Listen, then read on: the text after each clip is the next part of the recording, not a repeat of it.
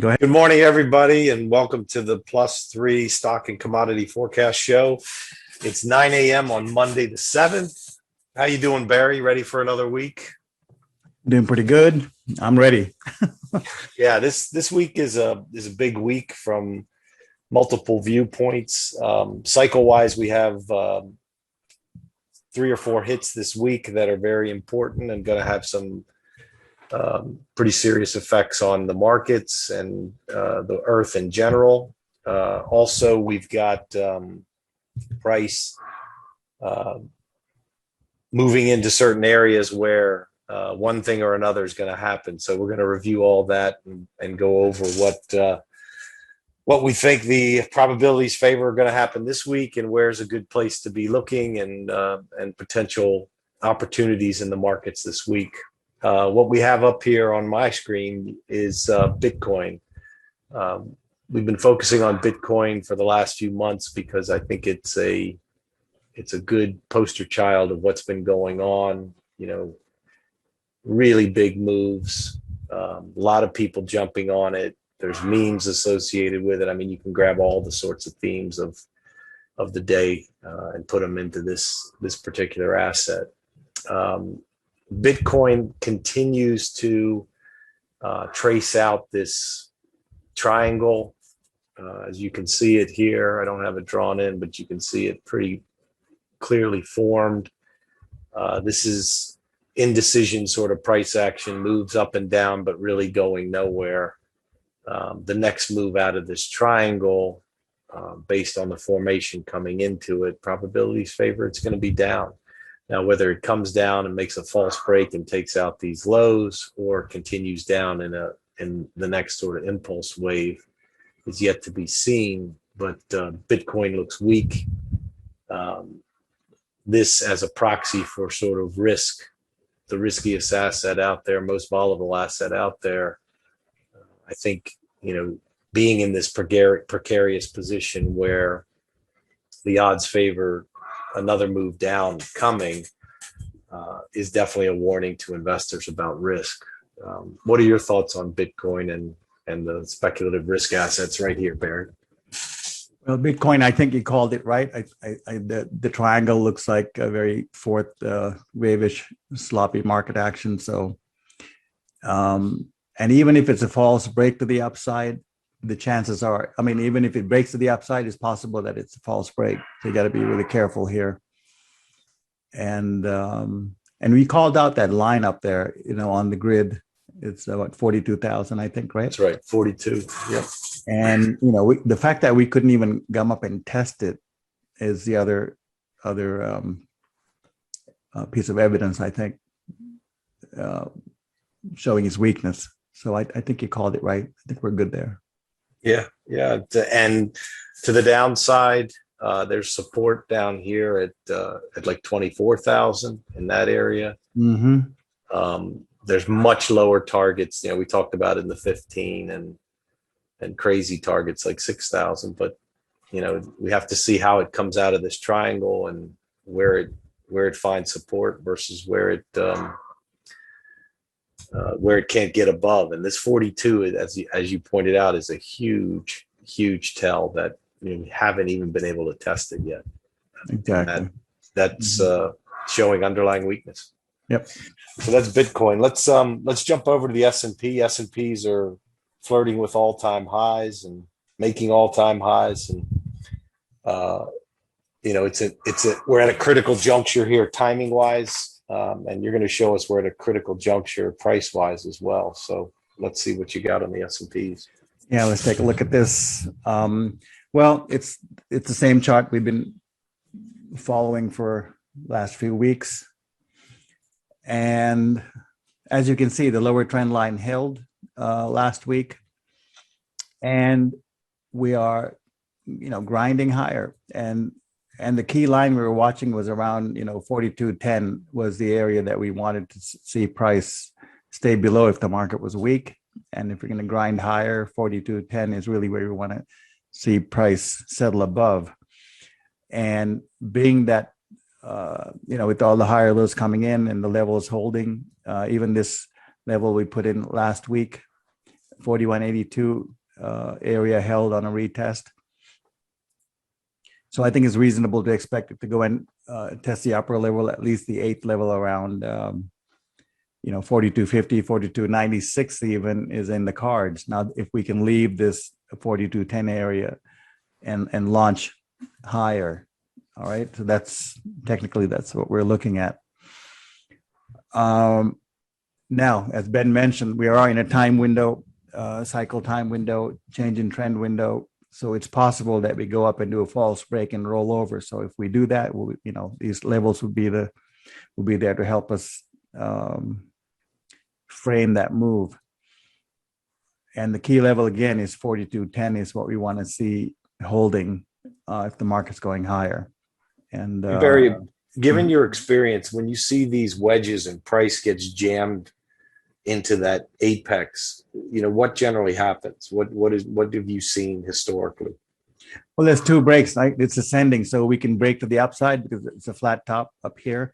We can break to the upside, but just as easily we can break to the upside. We can break to the upside just a couple of bars and then roll over. So that's also a possibility, right? We can break up and then just roll over this way. Now, which way is it going to break? I'm not sure. That's why we want to watch the price level. So 4210 would be a critical price to watch on any kind of a pullback. And when you have this kind of pattern and it falls out of that wedge, say on the downside, what do probabilities favor happen? You mean price wise or? Yeah, like the magnitude of a move coming out of this thing. Well, to me, it always ties into what timing we have, what cycles are expiring. So being that we have a number of huge cycles expiring, we also had that 144-month cycle up here expiring last month. So I think it could be a couple of months, several months, right? 3 months wouldn't be out of the picture. It would be a normal sort of a correction with that kind of timing. So I always tie to the time, what kind of the quality of the timing that we have in the cycles. So the bigger the cycles, the bigger the correction, I would say. So if you were to roll over, then I would expect it to be significant, at least in time. Price, I'm not so sure, but we'll have to go by squares, being the 3850 area being the first sort of the target, right? Right. Mm-hmm. No, I know you're big on patterns, and I was just interested in what you would look for coming out of this type of pattern. Well, minimum, I think 3850 would be a decent downside target to begin with, but because of the strength of the cycles that are expiring in this window, that could extend it, right? And the longer we stay in, the further it could go. But let's just see one step at a time, right? 4210 would be the level to watch for now. And we have this huge, the two trend lines that are converging up here also. And I just can't really, it's hard for me to see, like 4,300 being taken out without a decent pullback. But, we'll see how it goes. Okay. Let's go on to bond. Oh, well, let me share the, it's good to get perspective, eh? And here's a weekly S&P, and it's really worth watching because all these we talked about the triangle and the patterns, and this angle that price is climbing here. This is clearly not going to last forever, not even ever. I just can't imagine it going another year or even 6 months. So we have some targets up here that could potentially halt it, which interestingly is around 4,300, which is what shows up, on the daily chart also at the initial resistance. So there is room to run a little bit further on the weekly chart. But, the closer we get to that, the market doesn't have to hit the target. We just know it's there. If it's weak enough, it'll reach up to it and not hit it and then roll over because it's getting squeezed and pushed so hard up at that really slope angle. And I just wanted to highlight that just so we know where we are in the longer term, right? and we've never had to climb like this before. So it's the first. Yeah. Yeah. All right, let's go on to take a quick look at bonds. And well, let's look at the bonds weekly because so looking at weekly, the key level we were watching was around 59, and that level we copied over to the daily chart, and that's that purple line that you see here. Well, between the weekly resistance above and the support on this daily square, which is coming off the high in 2020, we've been trapped in that for the last couple of months. And earlier, when after we broke through and recovered, we were thinking the market, bonds are going to go higher and test at least up into this area around 162. And we couldn't do it because it just couldn't get through the weekly resistance. And we've been bouncing between them for the last couple of months. So we're still in the middle of it. And the lower trend line broke last week. So I think this is, my guess is it's sluggish. And up until we break one or the other, I think not much of a trend going on there. You have anything to add to that, Ben? Yeah, my notes from yesterday on my review of the 30-year was range bound, nothing to do until we break this range. 55 to 59 is essentially where we're trapped, and which totally fits with what you said. Yep. Right. Next, take a look at the dollar through the euro dollar. This is the daily. Now, we drew a line in here last week, which was 21.42. Being that correction should ideally hold above that, if the dollar is weak and if the euro is strong, and we sort of broke it, typical of currencies, but we're recovering. We're kind of on the line now, and the big support for the euro is down here, the dash line, which is half of the square, and that's around 2057. So as long as we're above 2057, it's in a strong position. Above this 21.42 area, it's even stronger. So I would say it's on the bullish side. We'll just have to see how this correction finishes up. I mean, we're corrected here, similar correction here. So we're not. It's within the boundaries of normal corrections. We'll have to see how it goes, but we're leaning on the bullish side because of the. You can see those corrections are exact, right? I just drew a square over here, moved it to there, so we have equal corrections. So everything's fairly normal, as long as this low holds now, right? You have anything to add to that, Ben? I think the dollar is key here because a lot of the gains in the other markets are an expression of the weakness in the dollar we've seen. Mm-hmm. So if the dollar can firm up and get strong, it may create some headwinds for things like commodities, the stock market. All these other markets are keying off the dollar right now. Right. And just to quickly look at the euro dollar, we have the next target to say would be around a little bit about 24.15. And that's the 90 degrees up. And if you just look at the fork that's working, we bounced off of here and we're holding off that 1/3. And we're actually between levels, right? The 1/3 and 2/3. So it's okay. If we start breaking down below, I think then we'll have some issues. For now, it's euro sort of on firm ground. What's your line in the sand, Barry, for the euro, where you say, okay, it looks like we're going to get dollar strength now? I'd say if it closes below this, let's see, what level is that? That center line there on your fork? Well, no, even higher. No, at this point, I would be looking at around 2057, right in there. See where the line is? Mm-hmm. Cross is 2057, right in there.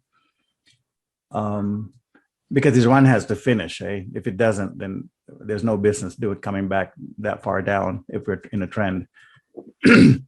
Right. Right. But this is on a weekly, right? This is a weekly chart. So here's the daily. And so 2057 happens to be exactly the 50% square there. See that? So that's a good level. It's coming up on both sides. All right, let's take a look at your favorite. The shiny metal. Yep. And let me quickly take a look at a weekly. So we've been following the same chart for a while. We broke the downtrend line a couple of weeks ago, and the weekly chart looks fine. It's on a bull leg. There's nothing much to do when the market is trending, so it's fine. Weekly looks bullish, and that's just how that is. On the daily, we had important support around 1853. And Ben, did you say this was last night, wasn't it? The low? No, it was on. I was actually overnight, Thursday into Friday. So on the 4th, we came back and tested it. Like you said, they bought it right back up. So I think that was a good correction, healthy correction. Trend lines held. And if all is well, I would expect that low to hold, and we should cruise right up into 2040 or so. That's what the charts say.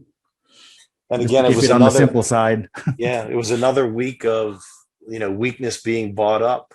There were a few bear raids in gold during the week, and they didn't last. They made the lows. They found support where it should find support, like you're showing on the chart there, and then they bought it up. So we were down 20 overnight Thursday, and then Friday morning we're up 20. Right. So somebody with deep pockets continues to want to own it, and as long as they do, and the probabilities point us to higher prices, I think we need to own it too. Yeah, I think that's on a bullish footing, and we have the support level to watch here. So, which is 1853. We're good there. Last thing I have would be crude. And last few weeks we've been watching crude bouncing in the sort of this range, and we had this target put in there a while back, and we've been bullish on crude, looking for it to reach up into 70 and even higher, with an ultimate high for this leg to be around 78, 79. And again, not much work to do here because it's moving, it's grinding higher. Pullbacks are very shallow. So it's, again, very bullish. Anything for you? Anything to add there, Ben? No, it's just, as you said, grinding higher, moving into the target areas, kind of keeping an eye on it for the long positions that we have, trying to see how it acts when we hit this resistance level. If it's going to punch through, we'll stay with it. If it's kind of stalling, we'll be taking some profits. And I also do a lot of work with fork and geometry, and you can see here how we're just breaking out of this range, the upper level, the upper line on the fork. And to me, this is a weekly, by the way. This is very bullish. If we can get above this, there's no telling where we can go. We can hit 100 in no time. So that's something to keep in mind. Sometimes we forget the weekly charts, and you can see how it's breaking. And you can see how the half square held really well here, right? For like 3 weeks, 4 weeks. And the correction was very shallow. And now we're up against fork and breaking above the fork. And looks like we, on the daily charts, we basically held above it. So again, a lot of bullish news this morning, Ben. And the thing that's interesting with crude is, when you're talking $100 crude, it's usually some sort of supply issue where we've got, either war or supplies are threatened or there's some sort of restriction of supply. And given the bigger cycles that we look at, that would be consistent with what's going, what those cycles support. So this is kind of a view into how Barry and I will look at the markets, as we let price dictate what's going to happen, and then we look at the background weather, which is the cycles, and say, hey, is it supportive of that? And that just gives you sort of a little more conviction and a little higher probability of a successful trade. Exactly. So yeah, I think this is a critical level right here, right now, the 69, 70 area. Even if you go back to the highs from the earlier highs, God, what year is this? Back in 2011, you can see this half square is a critical area. It's like a balance point. Once we got below, we were below, tested, failed, got really below, and now we're grinding. So that's why I say, if we can get above this and hold above this, it could just, it's free range. So it could really move in a hurry through some kind of event or just normal forces. So I would watch this. This is a critical breakout point. Yeah, that's all I got. Okay. Let me switch it over. So the support for this week would be around 67.50, which is the upper boundary of this range. It also happens to be the quarter line on the square. So it's not just the pattern, it's also the grid. And yeah, that's around 67.50. All right, let me bounce it back to you. Yeah, crude looks bullish. Yep.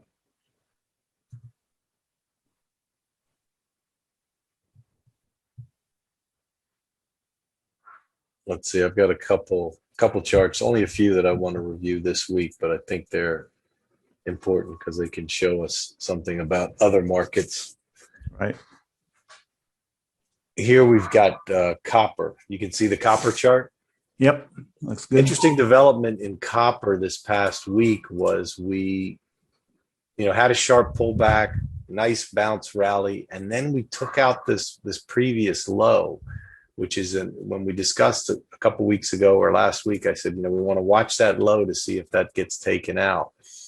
Now, as you know, Barry, they like to mess with us and mess with traders. It looks like it could potentially be a false break, but if it's not, if this low actually, if we actually roll over here and get stuck under this, we could certainly come down and do just a simple ABC correction into, the 426 area. Or, if even better would be to for the bulls would be to sit on top of this square and the previous high, build a base here and then start the next leg up. So yeah, this is interesting. Yeah, ideally holding above that line would be best for a strong bullish case. But the ABC wouldn't be out of bounds. It more or less equals the correction in March. So I think that's a good assessment. Yeah, so we got to watch this. What this may be telling us is there's a pause in the commodities. There's a pause in the metals potentially coming. Copper is a very economically sensitive commodity, so it's worth watching. It gives you a good view on the overall industrial side of the economy. So when this got taken out last week, I took notice, and now I'm watching to see what price is going to do from here. So copper's on the radar for its potential effects on the rest of the commodity markets. Here's another one I wanted to look at, which was soybeans. It looks like it has a similar pattern as copper, and it does, except we haven't been able to take out that initial low yet. And the other grains, I'll show you corn as well, are showing something similar. So unlike copper, where we're sort of looking for more evidence, these are looking like, given that we're in this cycle window, these commodities, meaning soybeans, wheat, and corn, are looking like, they're ready to start their next move up. They're all up big. Again today, we saw a heck of a nice move off of this low. It didn't even get down to this support level. They couldn't even get down to that support level and touch it. It just kind of took right off.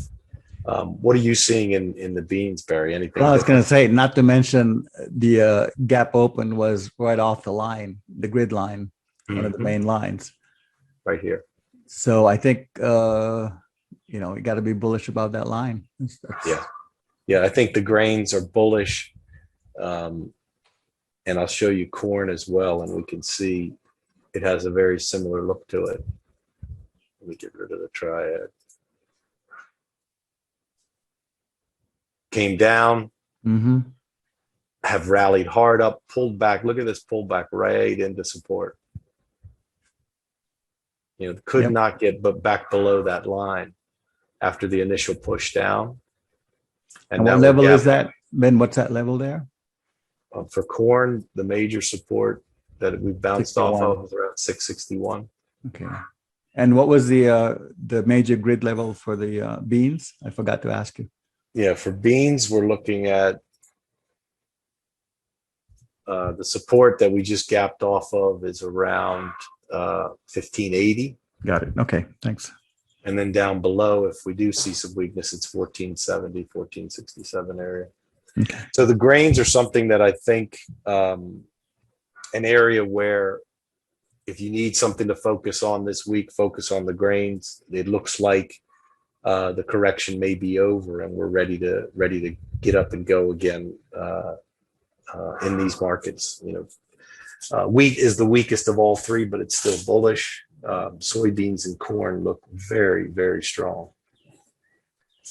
The last thing I wanted to do was take a look at silver. Yeah, it's silver, corn, beans. Silver's moving with gold. There's gold. Here's the MQs. Been watching this one for a while. The weakness in the NASDAQ and the technology stocks relative to the rest of the market is troubling. The previous leader that struggles is not the sign of a healthy market. And here we have these highs that were made in April, late April. We've yet to even sort of challenge or test them with this whole rally up off the sharp rally off the lows. Now, does it mean that we're not going to go up and potentially make a new high and do some sort of false break here? Absolutely not. That's a possibility.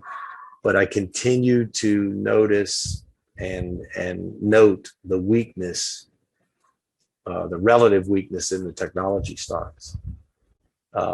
Barry, you look at some individual components of the NQs. What are you seeing in those stocks?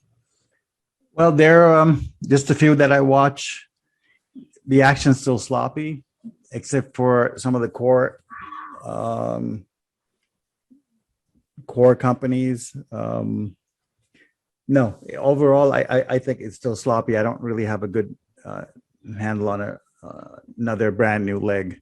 I don't see that at this point. Maybe later.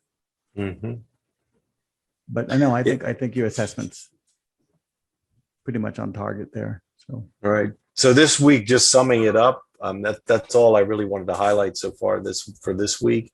Watch the metals, gold and silver. They look very bullish. Watching copper to see how this weakness that we saw late last week plays out. Does it actually continue? Was it a little false break there to throw people off, and then copper sets up for another bullish run? Watching crude oil, very bullish. Got targets, in the 70s, low 70s. Monthly resistance is a little above 72. So we're watching crude to see where it can, what the price action is going to be near around those targets. And then the grains. I think the grains are set up to start the next leg higher this week. So I'm really focused on the grains and looking for good entries there. for additional positions. How about you? Where's your focus? Well, those things, gold Hmm. and crude and the S&P. I'm watching the S&P quite closely because it's kind of a critical week for a potential cycle expiring, a few cycles expiring. So I'm watching that closely, and also the Nasdaq to see any early signs of weakness or strength coming from that side. Yeah, Other than that, yeah, really the crude and the grains, of course, are there, but mainly crude and the S&P is what I'm watching. okay. So this week, take notice of any changes in character and price action, changes in people in your lives.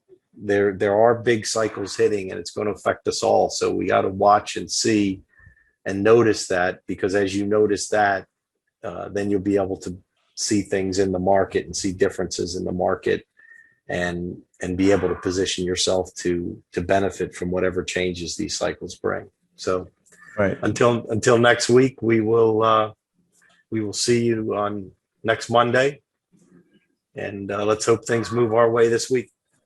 All right. Have a great week, everybody. Thanks.